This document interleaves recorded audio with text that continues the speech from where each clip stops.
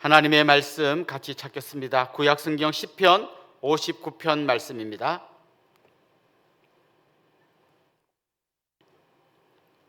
시편 59편 1절부터 17절까지 말씀을 봉독하겠습니다. 제가 봉독하겠습니다. 나의 하나님이여, 나의 원수에게서 나를 건지시고 일어나 치려는 자에게서 나를 높이 드소서. 악을 행하는 자에게서 나를 건지시고 피 흘리기를 즐기는 자에게서 나를 구원하소서. 그들이 나의 생명을 해하려고 엎드려 기다리고 강한 자들이 모여 나를 치려하오니 여호와여, 이는 나의 잘못으로 말미암음이 아니요 나의 죄로 말미암음도 아니로소이다. 내가 허물이 없으나 그들이 달려와서 스스로 준비하오니 주여, 나를 도우시기 위하여 깨어 살펴주소서. 주님은 만군의 하나님 여호와 이스라엘의 하나님이시오니 일어나 모든 나라들을 벌하소서. 악을 행하는 모든 자들에게 은혜를 베풀지 마소서. 그들이 점으로 돌아와서 개처럼 울며 성으로 두루 다니고 그들의 입으로는 악을 토하며 그들의 입술에는 칼이 있어 이르기를 누가 들으리오 하나이다. 여호와여, 주께서 그들을 비웃으시며 모든 나라들을 조롱하시리이다. 하나님은 나의 요새이시니 그의 힘으로 말미암아 내가 주를 바라리이다. 나의 하나님이 그의 인자하심으로 나를 영접하시며 하나님이 나의 원수가 보응받는 것을 내가 보게 하시리이다. 그들을 죽이지 마옵소서. 나의 백성이 잊을까 하나이다. 우리 방패 되신 주여, 주의 능력으로 그들을 흩으시고 낮추소서. 그들의 입술의 말은 곧 그들의 입의 죄라. 그들이 말하는 저주와 거짓말로 말미암아 그들이 그 교만한 중에서 사로잡히게 하소서. 진노하심으로 소멸하시되 없어지기까지 소멸하사 하나님이 야곱 중에서 다스리심을 땅끝까지 알게 하소서. 그들에게 점으로 돌아와서 개처럼 울며 성으로 두루 다니게 하소서. 그들은 먹을 것을 찾아 유리하다가 배부름을 얻지 못하면 밤을 새우려니와 나는 주의 힘을 노래하며 아침에 주의 인자하심을 높이 부르오리니 주는 나의 요새이시며 나의 환난 날에 피난처이심이니이다. 나의 힘이시여, 내가 주께 찬송하오리니 하나님은 나의 요새이시며 나를 긍휼히 여기시는 하나님이심이니이다. 아멘. 다윗과 골리앗의 싸움, 너무나 유명한 이야기죠. 다윗이 골리앗 앞에 서서 보았을 때 골리앗은 완전 무장하고 있었습니다. 머리에는 노스로 된 투구를 썼고요, 온몸에는 비늘로 된 갑옷을 입고 있었습니다. 다리에는 노스로 된 각반을 차고 있었고 또 어깨에는 노스로 된 단창을 메고 있었습니다. 정말 빈틈없이 어디 하나 화살 하나도 뚫고 들어갈 수 없는 빈틈없이 완전한 무장을 하고 있었습니다. 그런데 그때 다윗은 골리앗의 빈틈, 아주 급소를 보았습니다. 다 막고 있었지만 여기 얼굴만큼은 비어있는 걸 보았습니다. 그는 그 빈틈, 골리앗의 급소를 향해 돌을 날렸고 그 돌은 정확하게 골리앗의 이마에 박혀버렸습니다. 그런데 이건 너무나 피상적으로 본 겁니다.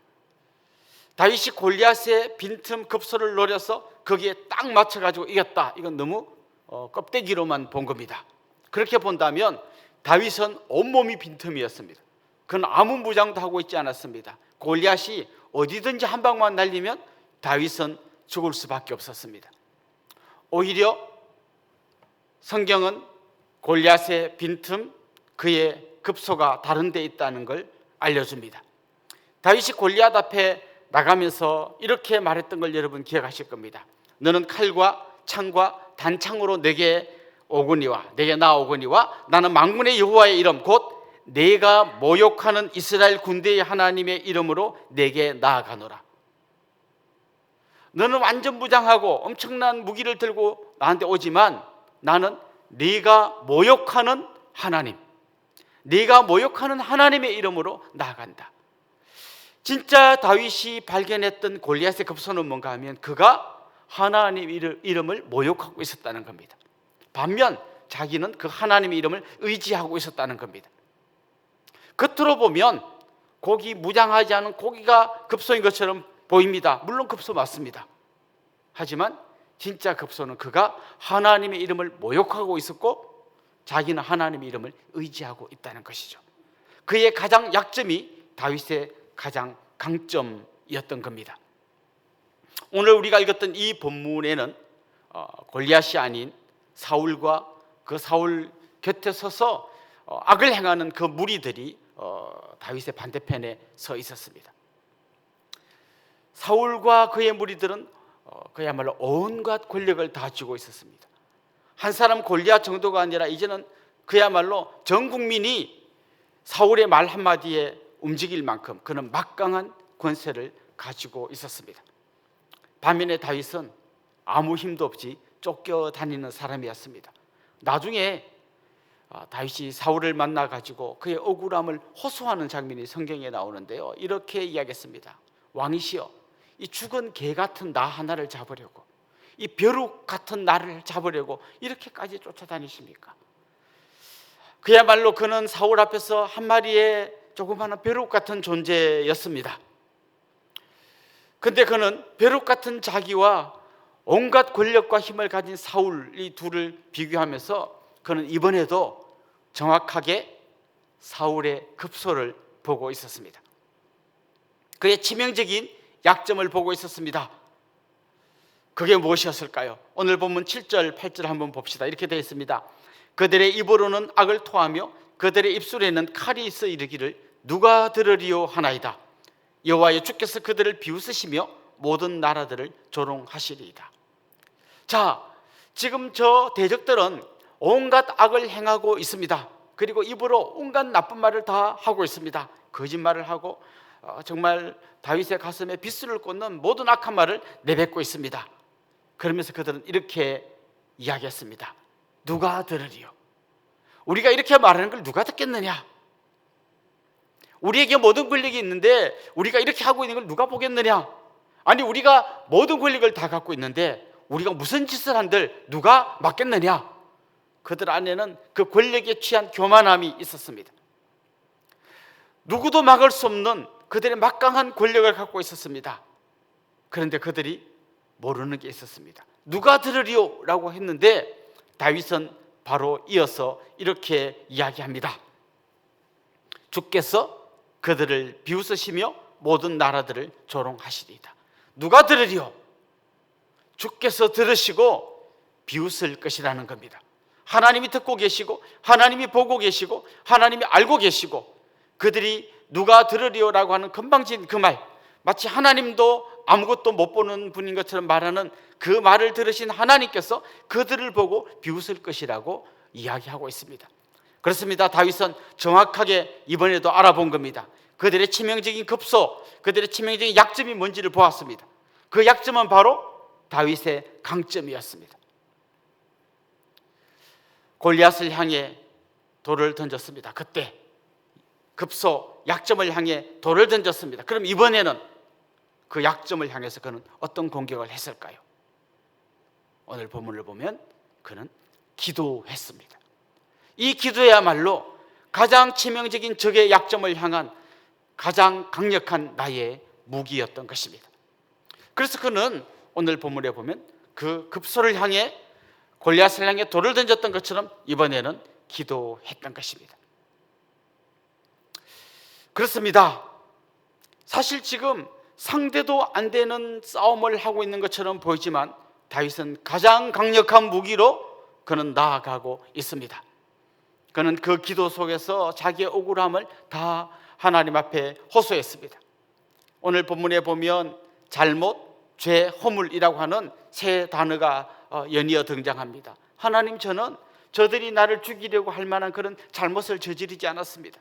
저는 그런 죄를 짓지 않았습니다. 저에게는 그런 허물이 없습니다. 하나님, 저 너무 억울합니다. 사울 앞에 암만 말해봐도 통하지 않는 그 말을 그는 지금 하나님 앞에 나와서 다 호소하고 있습니다. 한 걸음 더 나아가 그는 그 대적들을 고발하고 있습니다. 저들이 악을 행하고 있습니다. 저들이 피 흘리기를 좋아합니다. 바로 그런 마음으로 저의 생명을 취하려고 합니다. 마치 사나운 들깨처럼 어르렁거리며 몰려다니며 성을 누비고 있습니다. 하나님, 저들을 좀 보십시오. 그들을 고발하고 있습니다. 그리고 마침내 치명적인 일격을 날립니다. 하나님, 저들을 흩어주십시오. 저들을 낮추어 주십시오. 저들을 서서히 그러나 완전하게 소멸시켜 주십시오. 결국 그는 기도 속에서 자기 억울함을 호소하고 저들의 잘못을 고발하고 마침내 하나님께서 저들을 완전히 멸망시켜 달라고 기도하고 있습니다. 어쩌면 옆에서 누가 이런 말을 했을지 모릅니다. 기도만 하고 있으면 돼?